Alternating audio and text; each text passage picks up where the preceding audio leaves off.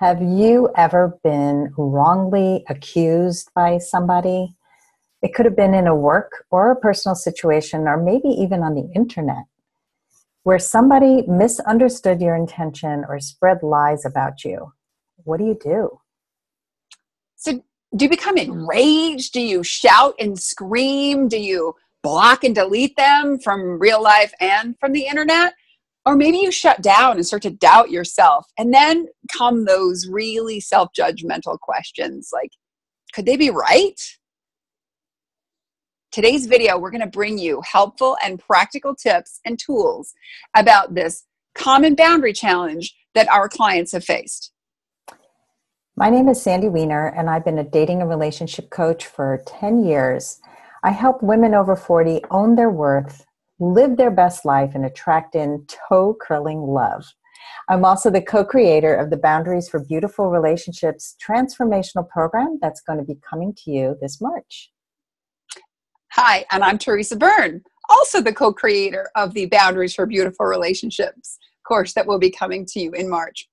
With my background in psychology and social work, and as a 4th degree black belt master instructor in martial arts, adrenal stress training, and self-defense, I teach people physical and emotional boundaries that work for all of their relationships. And over the past 17 years, I've trained people how to harness that inner power so they can take control of their lives and find freedom using boundaries and systems. In today's video, we're going to be talking about false accusations. Those times when you've been wrongly accused or lied about. Or how about when somebody has questioned your character? How do you handle that? Oy. We'll each be sharing personal stories about false accusations and how we've dealt with them in the past. Then we'll show you some options for what you could do next time if this ever comes up for you, that you're wrongly accused, and we're going to give you our process. So I'm going to share a story that happened to me, and this is a business story. A number of years ago, I was falsely accused of plagiarism by a dating coach, a big dating coach in this industry, who accused me of ripping him off. And I was very insecure at the time, and I was like, I was apologetic and felt really bad, and because I started to question, is this true? Did I really do this? Well, it happened again and again. And the last time it happened, he was so out of line that I ended up hiring a lawyer to help me write a cease and desist letter.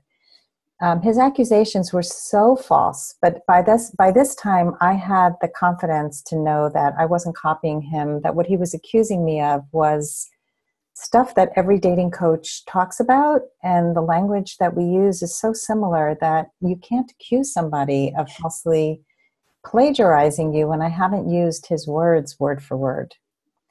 It was really scary because I thought that he was going to take my whole career down. He threatened me, and thank God after the lawyer stepped in, he stepped down.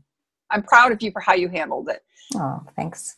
You're welcome. When I was in college, I had a boyfriend, and I asked him to go on a trip. And after the trip, we broke up. And what I found out later was he had been telling a mutual contact of ours, who happened to be my brother, that I had manipulated him into going on this trip. Well, all of a sudden, I just felt really embarrassed, and I felt ashamed because did I really manipulate this guy? Had I somehow, by asking to have a vacation with him, was I somehow responsible for creating this atmosphere of manipulation? And the worst part of it was, and the breakup was fine, but the worst part of it was my brother and I lost communication for 7 months because he believed it about what this other fellow was saying about me. And once I realized it and kind of went through it in my head and processed it, and I thought to myself, how can I manipulate a grown man into going on vacation simply by asking, simply by saying, hey, let's do this together, let's go on a vacation? How is that manipulative? And even though I didn't understand how it could be manipulative, he definitely thought it was, his perception was. And the honest truth is, I never addressed it with him. I didn't believe there was anything for me to do other than waste my breath, because he had a perception of me that I didn't think was true. And eventually I spoke to my brother about it, and I said the same thing that I had come to. How could I manipulate a grown man into going on vacation? And how does that make me manipulative by asking to do something with him? I don't get it. And in the long run, I'm very glad that I never addressed it, that I didn't need to do anything with it. But it still hurts me that my brother, for that period of time, and I were basically estranged.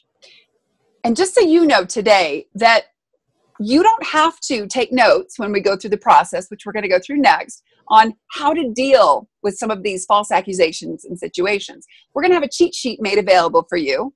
Yay, us. So you can be present and you don't have to take notes. Yep. So, and there'll be a button at the bottom of this so that you can just click on it and get your cheat sheet.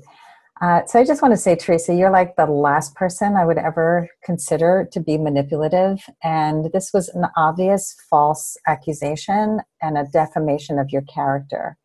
And in the two situations that we shared, one, I had to speak up, and it was a business situation. And in Teresa's case, she did not have to speak up, and she's glad she didn't. So we're going to share our method with you so that you can process when you're feeling wrongly accused, falsely accused, so you can really get clarity. Because when you're in that initial stage of, oh my God, somebody just said this horrible thing to me, or accused me of something, or spread lies about me. And, you know, with the internet, people can spread lies really quickly and really defame your character. So we want to help you with our process. And we use a process called stop, drop, and roll. And so the process is to stop and take a breath. And we're going to go into each part of it. Then you want to drop into your body and notice what you're feeling. And then you want to roll forward into taking action or not taking action, depending on the case.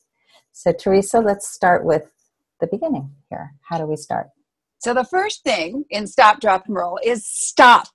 And when you're hit with a false accusation, a lie, or the realization someone is spreading rumors or untruths about you, you're going to have an adrenal reaction. You're going to be feeling like you got slapped or socked in the gut. And it's okay to have that reaction. In fact, it's quite normal. But what we train our clients to do is to feel that wow breath. Feel that breath of, wow, really? And allow yourself to feel it and then exhale.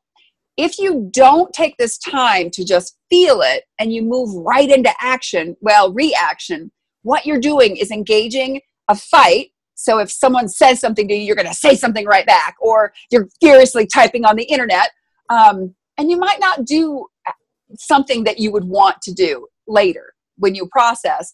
You have more ability to have a response instead of a reaction. So you might fight back, you might flee and run away, or oftentimes you might freeze and not know what to do. Allowing yourself that time to stop and just feel that wow breath, wow, gives you the next step, which is roll. Sandy's going to talk about that. So at the next step, you're going to notice the sensations in your body. What's really important about this step is that we tend to become that sensation. Like, oh my God, they falsely accused me and I must be a horrible person. You know, that often we have all that self-doubt that comes in. So when you just notice what's your body doing? Because your body has so much intelligence. And so where do you feel it in your body? Do you feel clenched fists? Do you feel your jaw tightening? Do you feel like your breath is shallow? You know, so really get those feelings. Maybe you feel it in the pit of your stomach. And this is like the canary in the coal mine. These are the signs that when in the future, once you've really worked through all these, as soon as your fists clench, your throat tightens, any of those things happen, you're going to be warned, trigger, I've got to slow this down. I've got to take that wow breath. And then I've got to go to the next step, Teresa. The next step is also you're going to roll into and name your feelings. So first there is the physiological feeling response. We'll have the adrenaline, and then we'll have the body sensations. And then we're going to move into what is this feeling? What is it? How do I name it? And then Sandy brought up a beautiful point. We're going to say, I'm noticing a feeling of. So you're not going to say, I am angry, because you're not anger itself incarnate, but you're going to say, I'm noticing a feeling of anger. I'm noticing a feeling of shame. I'm noticing a feeling of embarrassment.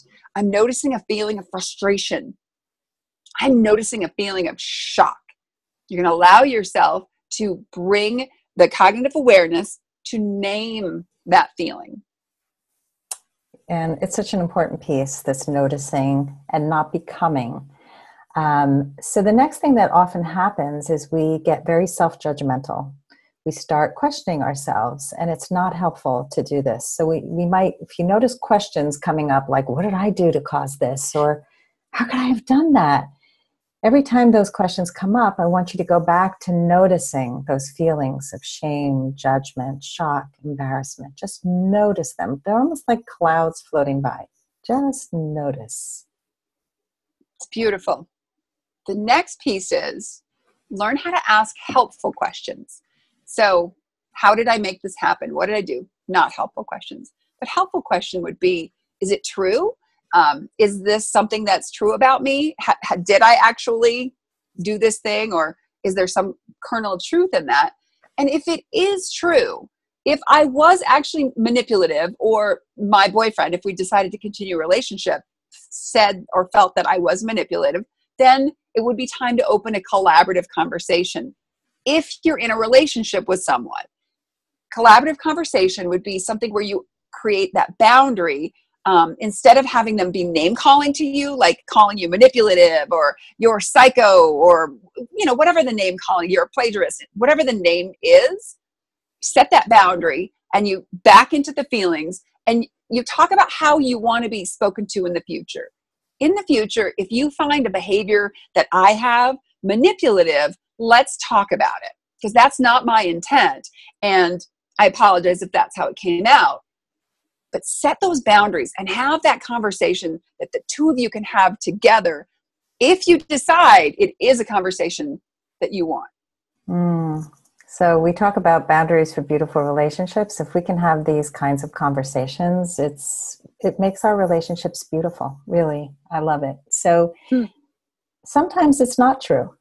So we need to decide if it's true, do what Teresa said. If it's not true, we can still open a collaborative conversation sometimes and set a boundary. So we might want to say, I don't appreciate being falsely accused of something. I'm curious about what you meant by that. So you have a conversation where you're opening the conversation up. You're not creating a wall. You're not accusing them. You're not being defensive.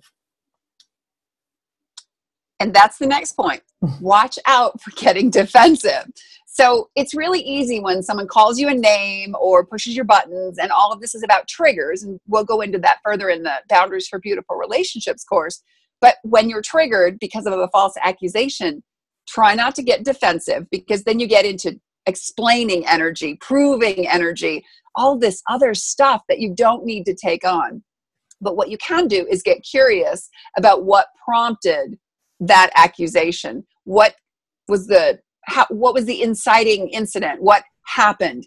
And it might be a conversation that you want to have with another person, or it might be the thinking that you're having on your own. Because sometimes, honestly, a false accusation or an accusation from someone else that you are a certain way or you've done a certain thing might just be based on them. Literally, it's either their perception or they're having a really bad day and they are taking it out on you. And you're going to set that boundary and say, that's not okay. Now you need to decide, when do I speak up? And there's such good information here. And I know people who forget to eat and they get really nasty, or they haven't slept enough and they take it out on you, or they just broke up with their boyfriend, so they're mad at you, but they're not really mad at you. So if somebody has a bad day at work, it's also, that's the boundary setting. Like, you had a bad day, please don't take it out on me. So there are times also when we don't speak up. And when do you know how to not speak up? So that I would say that when you're dealing with a narcissist or somebody who's toxic to you, and they don't get it, like you could talk to you're blue in the face and they will never, ever get it. Or there's nothing to gain by having the conversation. When you really know that in your heart, you just got to process it for yourself and let it go. I can't agree with Sandy more. Being able to process it for yourself is really what matters here, and setting your own boundaries, even if they're boundaries in your thinking. And I have to tell you, just because someone accuses you of something falsely, it doesn't make it true. So just because someone has called you a name, even if it's you're too much or you're too that, it doesn't make it true. And you don't have to defend against it just because it's something else that was triggered by another person. You get to decide, is this relationship worth it? And do I want to continue having this relationship? Or is what they see about me and their perception not something that I want to play into? So true.